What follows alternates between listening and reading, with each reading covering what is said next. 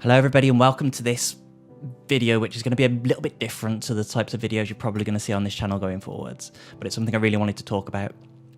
For those of you who don't know who I am, my name's Andrew Walker. I'm 33 years old. I have a beautiful son. I have an amazing set of friends and family. I have a dog called Monty. I love video games and I struggle with mental health issues, most specifically anxiety and depression. Without going into details, the last year has been the hardest I've ever had to cope with. It's really forced my mind into some really dark places, and I honestly didn't know how long I was going to be able to endure it. Luckily, as I say, I had some really nice friends, I have a very supportive work, and I have a GP that was willing to give me drugs, and all of that has really, really helped. I've had to really evaluate my life and fully embrace that I do have issues which I need to address. Most notably, in terms of my mental health, low mood and mild anxiety attacks. It's something I've struggled with for years, and unfortunately it's something I think I'm going to have to be struggling with for the rest of my life to some degree. But now I'm doing my best to face it head on. But even with all that external help, there's one thing that I think has actually gotten me through. Well, you've all seen the name of this video, so I guess I should just get straight into the 5 reasons I think that video games have saved my life. First off, escapism. When the world is getting you down, sometimes you need to distract yourself, as overthinking things can just make you feel so much worse, and I honestly think that video games are the ultimate escapism tool. I personally find it difficult to concentrate on reading without my mind wandering and fretting about unrelated issues, and although a movie can be a relatively good short distraction, the issue is that if your mind does start to wander, the story just simply carries on without you. A good video game can suck you into its beautiful, meticulously designed worlds and just let you go and explore. The fantastical locations of games such as Zelda or The Witcher are so far apart from anything I can really relate to in the real world that losing yourself can just be effortless. And it doesn't need to be epic open worlds in order for you to escape.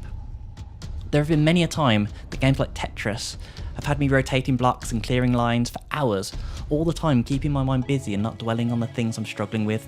After a particularly tough day last week, I treated myself to Kingdom Hearts 3.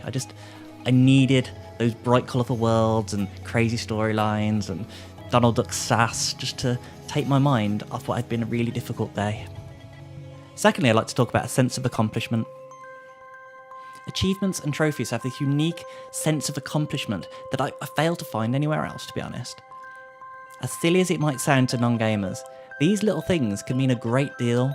They are proof that you did a thing, that you achieved your set goal, whatever it may be. Rarely in life do you get rewarded for doing something. You might get a thank you here, and you don't have much proof of the time you invested, and I think that can be really important. I think it's why people who read keep the books they've read and put them on display in their living room. It's a way of showing themselves and showing people, look, I finished that. But it's not just about getting those little pop-ups with their endorphin releasing sound. It's about any achievement in a game. There is a reason the Dark Souls games are so popular. These games are designed to be difficult, to test you, to make you work for that boss kill, so that when it finally happens and you finally deal that final blow, you feel accomplished, you feel like you actually achieved something. You actually achieved the goal you set out to do. And when your life is missing these type of wins, it can mean a great deal. Thirdly, I like to talk about relatable characters in games. I think it's really easier when you're suffering with mental health, or suffering in general, to be honest, that you feel alone, or you feel like nobody understands what you're going through. However, over the years, there have been so many characters in video games that I've been able to relate to. Not necessarily because they're going through the exact same thing, but more that they are struggling in some way. Whether it's dealing with failure, seeking redemption, feeling insecure, or on a mission to better themselves, the video game world is filled with empathetic characters all dealing with their own issues. However, last year there was a character whose story moved me in a way that I'd never felt before. It was Kratos in the PlayStation 4 God of War. As a relatively new dad, I was able to relate to his struggles of wanting the best for his son, and also dealing with his own demons, both figuratively and literally. The story of Kratos and Atreus really hit home with me. So much so that I had to take a long break from the game, as the escapism I talked about earlier was something missing. I obviously returned later to fulfill that sense of accomplishment, and have forever been changed by that game for the better. Fourth, I'd like to talk about having a place to cry. Sometimes letting your stored up emotions out is just what the body needs. In our busy lives, it's often difficult to find appropriate ways to just let the stress or sadness out, and there have been several games over the years which can supply this outlet. If you were to ask a gamer roughly my age what was the first game that made you cry, chances are they're going to answer Final Fantasy VII. In that iconic scene where Aeris is tragically struck down and then later buried at sea by Cloud, it's the music, it's the shock, it's the feeling of loss. It's hard hitting because over the past 30 or so hours, you've bonded to this character, you've made her strong, she was an integral part of the story, and suddenly, it's over. Much like when I was talking about the relatable characters, I'm not suggesting that you need to have lost somebody in order to find this upsetting and using it as a way of letting go of those pent-up emotions. There are plenty of games with hard-hitting story arcs, such as The Unfinished Swan, A Tale of Two Brothers, and The Walking Dead, to name just a few, that can really hit you in the feels and make you reflect on your own sadness.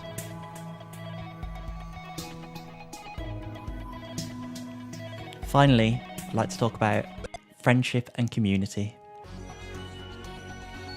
Let's talk about what I think is truly the most important part of being a gamer, the people. Having a common interest is such an important part of me being able to make friends with people, and that's often over our fondness for video games. I personally find socialising very difficult. I'm not the centre of the party, and I really struggle making small talk with people. However, as soon as I discover we have a mutual love of gaming, all those walls seem to crumble. We often have a vast history of games we can talk about, our likes, our dislikes, games we're currently playing, or games we're looking forward to releasing. It makes it a great starting point for a friendship to grow. I'm personally lucky enough to have lots of friends who like to play games, some more hardcore than others, but most of my friends play games to some degree. And having a few friends over to play the latest Mario Party or Smash Brothers or Jackbox Party game is honestly some of the most fun I can have.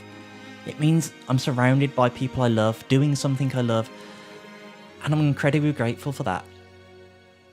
If you don't have like-minded friends, make some.